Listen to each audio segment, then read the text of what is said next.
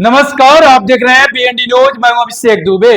आज से exit poll आना शुरू हो गया है और आज से एग्जिट पोल में बताया जाएगा क्या एनडीए 400 पार हुआ या महागठबंधन सरकार बना रही है। जी हां, आज से एग्जिट पोल आना शुरू हो जाएगा। हम आज से बिहार के 40 सीट का विश्लेषण करेंगे।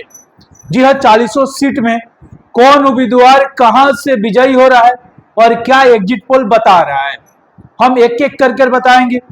जी हां, आज हम बात करेंगे मात्र 4 सीटों पर। जी हां, 4 सीटों में से मोतिहारी होगा, शिवहर होगा, बेतिया होगा और मुजफ्फरपुर होगा। जी हां, मुजफ्फरपुर होगा। यह 4 सीटों पर बात करेंगे जिसमें महागठबंधन एनडीए से कौन उम्मीदवार निकल रहे हैं। जी हां, हम दो ही बात करेंगे, एनडीए और महागठबंधन से। उसके अलावा उस पर बात नहीं करेंगे क्योंकि लड़ाई पूरा देश में महागठबंधन बनाम एनडीए ही था। तो हम आज बात करेंगे, पहले हम शुरुआत करेंगे मोतिहारी से।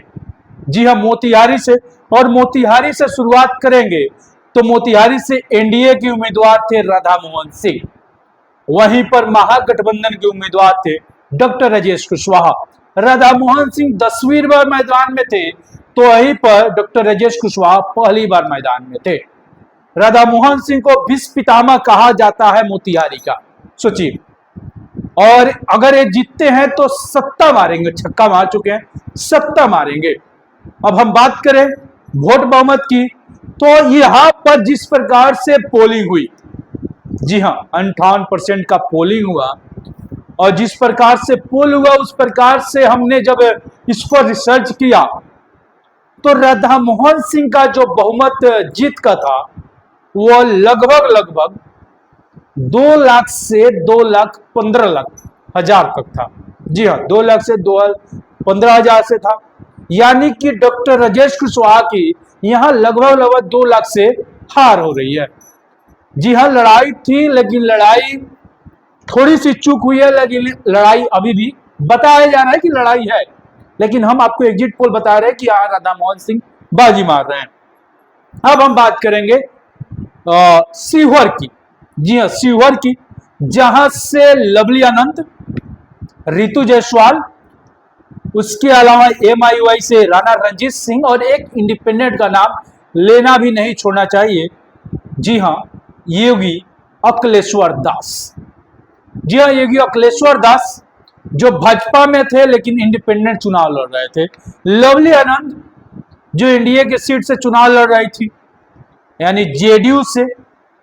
रितु जायसवाल वहीं पर महागठबंधन के आरजेडी के उम्मीदवार से चुनाव लड़ रहे थे। अब यहां की बहुमत की बात करें, यहां पर बात करें हम तो राणा रणजीत सिंह जो मुसलमान वोट कार्ड लिए, उसके अलावा योगी अखिलेश्वर दास अपना बेस्ट वोट कार्ड लेते हैं। रितु जायसवाल सबसे मिलाकर चलती है तो लड़ाई बच जाता है लवली आनंद और रितु जायसवाल से। जी हाँ, लवली आनंद और रितु जायसवाल से लड़ाई होता है। लेकिन रितु जायसवाल को जो सपोर्ट मिला वो मोदी का सपोर्ट मिलता है वहां पे, और एनडीए की उम्मीदवार थी। और रितु जायसवाल का जो और मोदी का जो कोर वोटर है वो महिलाएं वोटर है। तो यहां पर आपको हम बात करें तो यहां पर जिस प्रकार से हुआ तो यहां पर अभी भी रितु जायसवाल और लवली आनंद के बीच टसम टस है। लेकिन हम बताएं एग्जिट पोल से तो यहां पर लवली आनंद 20,000 से 25,000 वोटों से चुनाव जीत रही है। जी हां, अब यहां 2 सीटें की क्लियर हो गई, मोतिहारी से राधा मोहन सिंह और शिवहर से लवली आनंद। अब बात करेंगे बेतिया।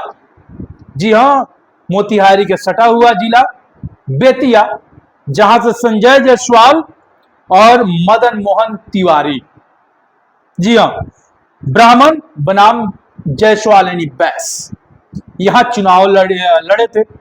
यहां भी बहुमत यानी कि वोट परसेंटेज की बात करें तो अच्छा हुआ था, लगभग 55-56% वोट पड़े थे यहां पर भी। लेकिन संजय जायसवाल एक लड़ाई के चक्कर में जब नहीं थे कुछ समय तक, मदन मोहन तिवारी लड़ाई में आ गए।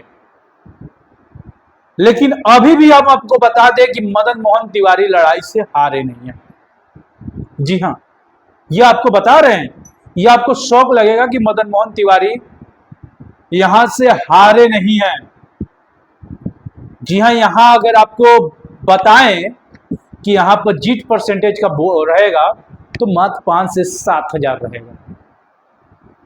और यहाँ की एग्जिट पोल के बारे में बात करें तो यहां पर भी अब संजय जायसवाल ही बाजी मारेंगे। अब हमने आपको 3 जिला बता दिया, 3 लोकसभा बता दिया, अब चौथा बचा है यानी आखिरी, मुजफ्फरपुर। जी हाँ, राजा बहादुर चौधरी एनडीए के प्रत्याशी थे और अजय निषाद।